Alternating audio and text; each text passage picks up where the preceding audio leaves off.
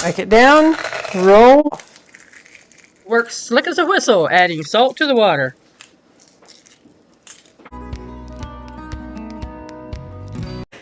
Howdy folks, I am Martha and Dorothy and I welcome you to Hirschberger's Miracle Homestead. We've had a busy day in the kitchen today, although it did not get our video done for Saturday. So we are doing it this evening. Most times we try to have our videoing done before then, but summertime is coming and there's a dish that we had our heart set for Saturday. And now is the first we're getting to it, and that is potato salad. And there's many ways of making potato salad, I'm sure, and a lot of times it goes back to someone we know how they made their potato salad, grandma or mother or whoever. And ours features our mom. We're using her recipe. At least we're using her guidelines. She was good for just writing down like celery. It was just celery and onions. Didn't say how much. Salt and pepper. Didn't say how much. So we measured out as we went along so we can have that as part of the recipe in the description. So talking about ingredients, let's come in and go over them and then we'll put it together. The ingredients we have in front of us here, I'll go across what goes the bulk of it into the potato salad, and these are mixed together for the dressing. So we have potatoes, celery, onions, and hard-boiled eggs. And over here for the dressing is milk, mayonnaise, sugar, vinegar, salt, pepper, and mustard.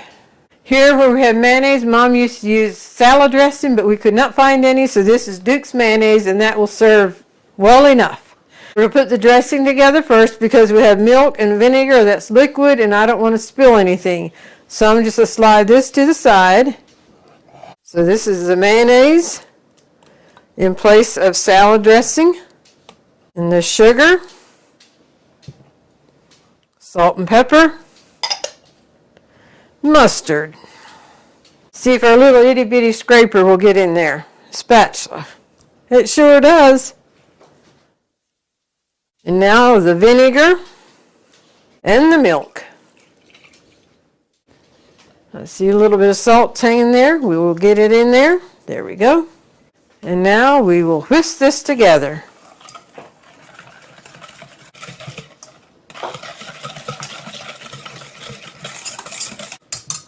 I like to whisk it until it's well combined. Alrighty, we have our dressing ready.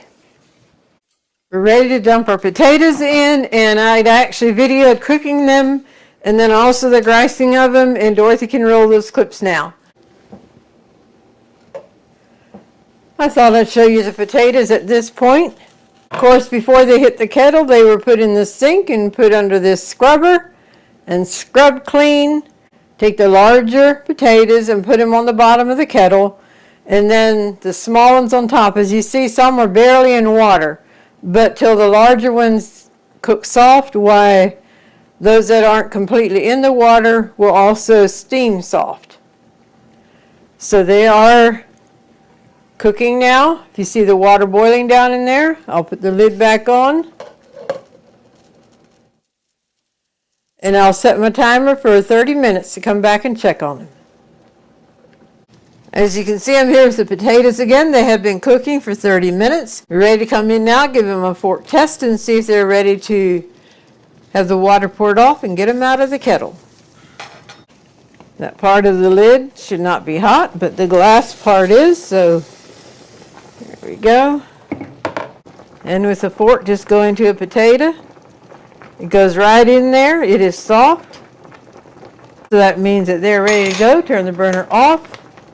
Alrighty, I have them at the sink here. I have the lid on.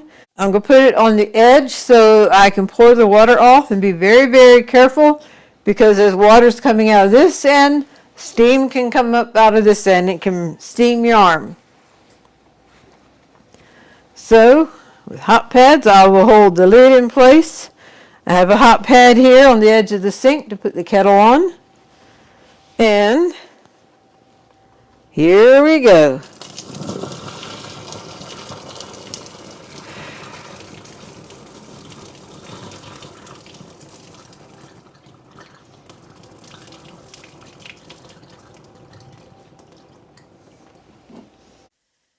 Now I can remove the lid.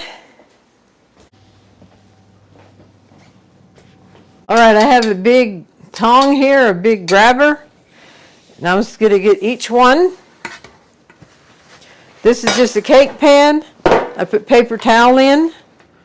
That'll help absorb the sweat and moisture as they're cooling down.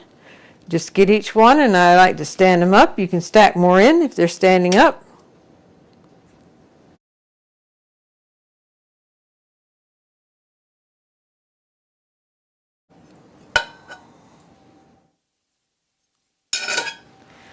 Okie dokie.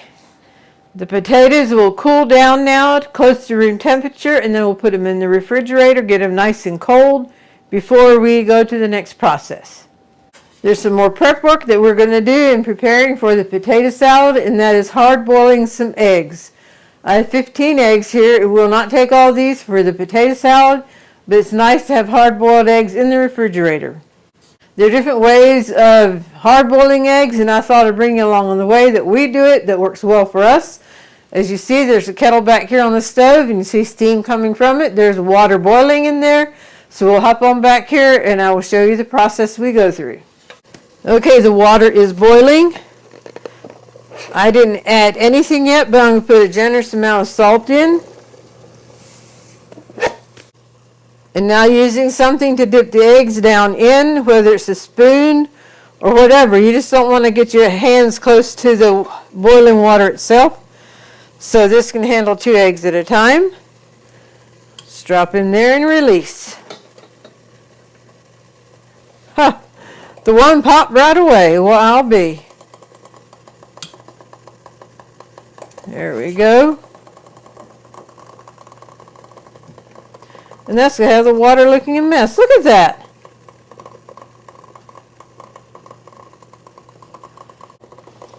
Okay, 2 more. Drop in and release.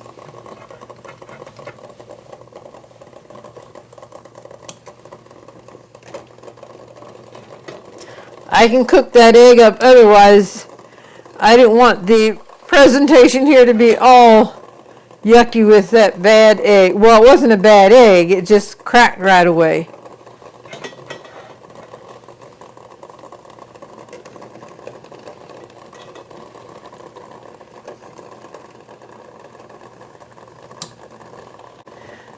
We immediately set our timer for 10 minutes.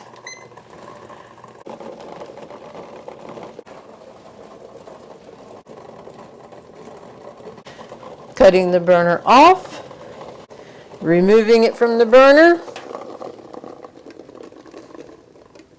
Now we'll go back in with this again and lift the eggs out of the hot water and put them back in the pan here.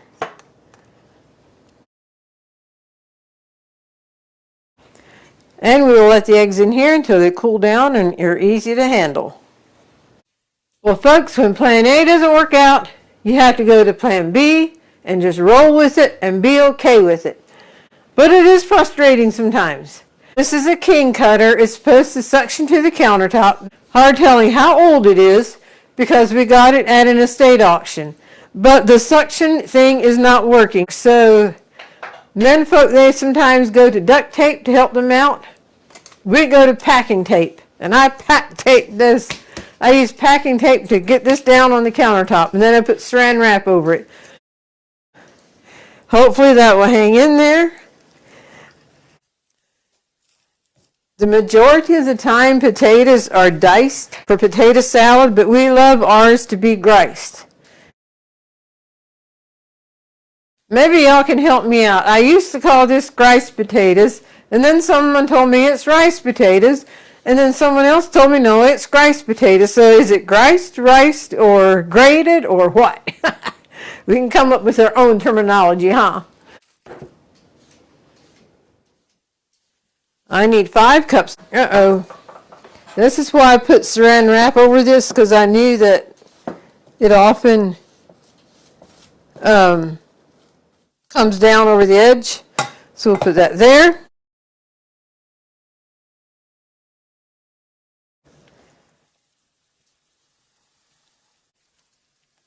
This actually originally had a shield that would go down in, but that is no more. So I just use a potato or whatever I'm gricing to push the food on through, and then the last one, I use a spoon.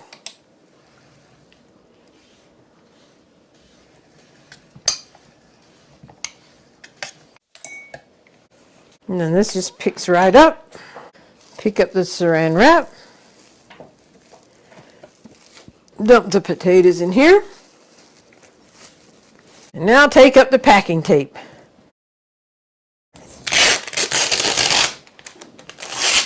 Oh, well, it worked.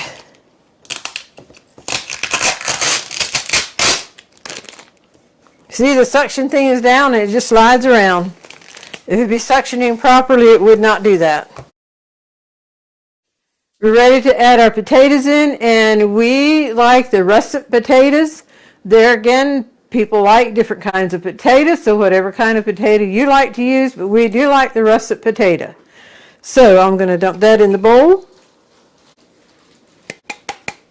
First of all, we'll put our celery in.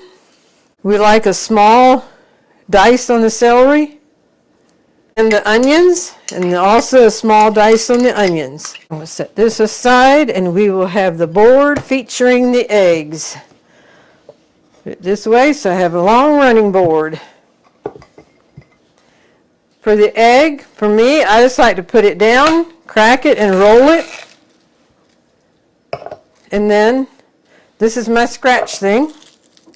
And then just peel it right off.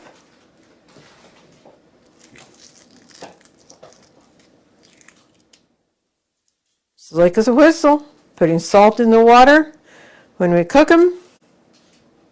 Shells wouldn't stick to my hand. All right, let's put the egg back in there. Same thing. Whack it down and roll.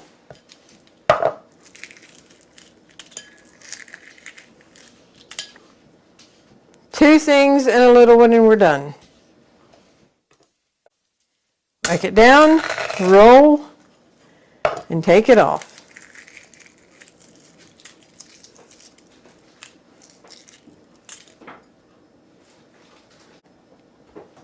Now I might add, these are not farm fresh eggs. From my understanding, the farm fresh eggs are harder to do. Come in here, this is what I use to fine chop the onions and the celery. And we will just do some slices of the egg.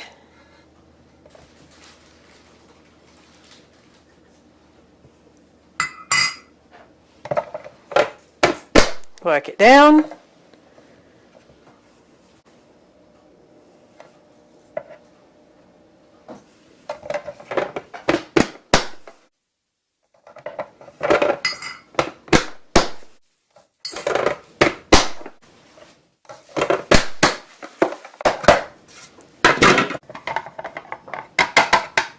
And here we have our fine chopped eggs, and we'll just put them in there.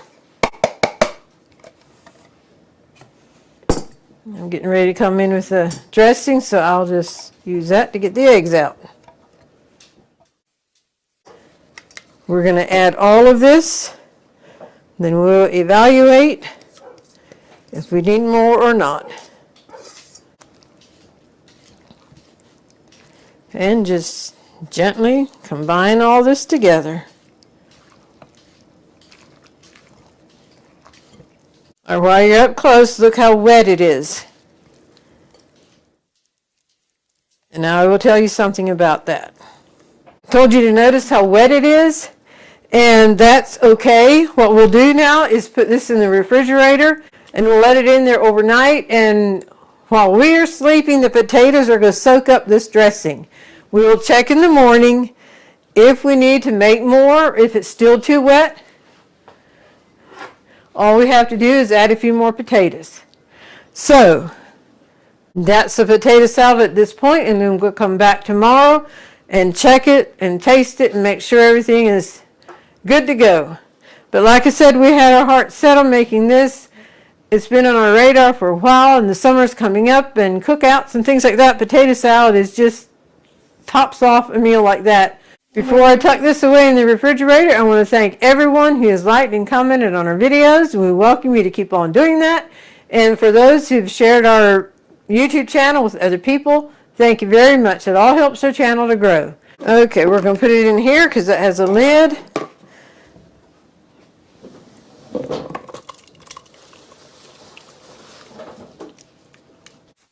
This has a dual purpose.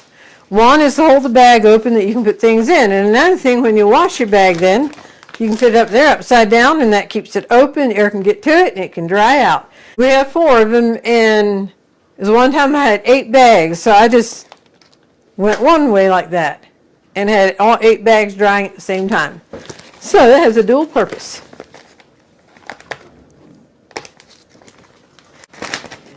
There is a link for this in the description.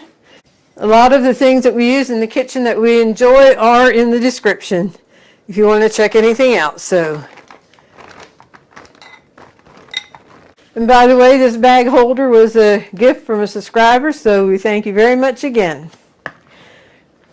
Alrighty, it's been a long day in the kitchen, and in an upcoming video you'll find out because we were looking at chicken about all day, and that will be in an upcoming video.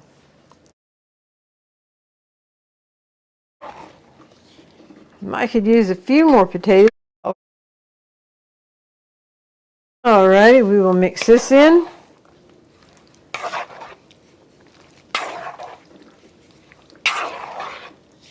It's easier to add potatoes than to have it not wet enough and then have to make more dressing. Okay, we're going to add just a little bit more mustard. Yeah, that's probably right. Stir this in yet.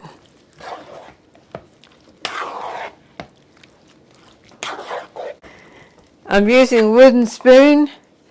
I would think it doesn't cut into the potato like a metal spoon would. As you can see, it's always good to make this ahead of time so the potatoes have time to absorb the moisture and you can make adjustments as needed. So now the potatoes we added, they can also absorb moisture before we're ready to serve it. So, for the potato salad. Day 2 of canning chicken. Here we have a cross between chicken noodle soup and chicken and noodles, I guess. It's not as soupy as you would think of as chicken noodle soup, but it's not exactly chicken and noodles either. But we really like it. Then I also made a pan of healthy biscuits. And here's a close-up look. Chicken, celery, carrots. Can't see the onions, but it does have onions in too, and noodles. And we are ready to chow down. We are here with the potato salad once again to check it out. And I think we will be very pleased this time. When I went to get my spatula, we have a number of different colors because it came in a pack like that. And I thought yellow would look pretty with the potato salad because it has a tinge of yellow color. Okay, I'll give you a close-up look at that. And remember how wet it was in the beginning? That looks perfect. This is a pretty bowl, similar to what Mom had. We did have hers, but we're thinking hers broke and we had picked this up thrifting or at an estate auction, whatever. So anyway, this is the bowl we're going to use. And I'm just going to pour it in.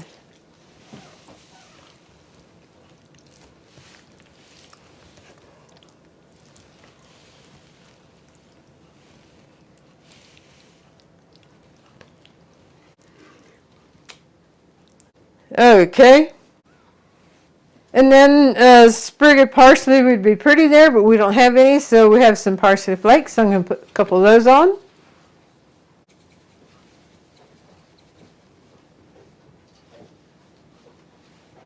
And there's your close-up look. And now you know how we make our potato salad. We love it this way with the potatoes diced rather than diced. And if you make it, just bear in mind you have to allow time to cook the eggs and the potatoes so they can be cold when you want to make your potato salad, because we do like ours cold.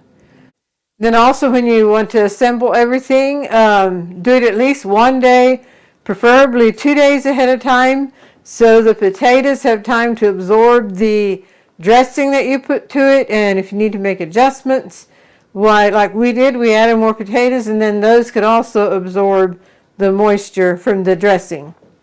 And now we are good to go. So we are looking forward to enjoying this, and if you all make it, we hope you'd enjoy it as much as we do. You'll find the recipe in the description box. And now for the golden thought. We've been going through the fruit of the Spirit, and today is gentleness, and we have one more after this, but today is gentleness. Gentleness reflects the heart of Jesus.